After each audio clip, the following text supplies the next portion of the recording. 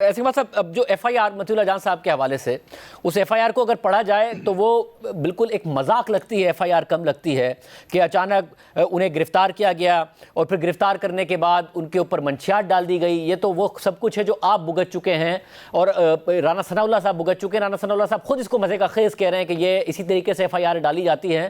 یہ کیا گیا ہے آپ کی حکومت میں؟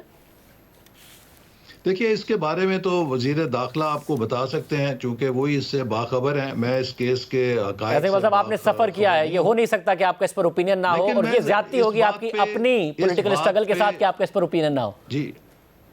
جی دیکھیے، اس بات پر تو کوئی دو رائے نہیں ہو سکتی کہ کسی کے خلاف بھی جھوٹا مقدمہ نہیں بننا چاہیے، کسی کے خلاف انتقامی کارروائی نہیں ہونی چاہیے، اور ہم نے اسی لیے پی ٹی آئی کو بار بار انگیج کیا ہے کہ آپ بیٹھیے، ایک ضابطہ بنائیے، اس چارٹر آف ڈیموکریسی جو ہے اس کو آئیے توثیق کریں۔ ہم اس ملک کے اندر پی ٹی آئی کی بات کر لیا، 246 گرام آئس ڈالی گئی ہے ایک جرنلسٹ پر۔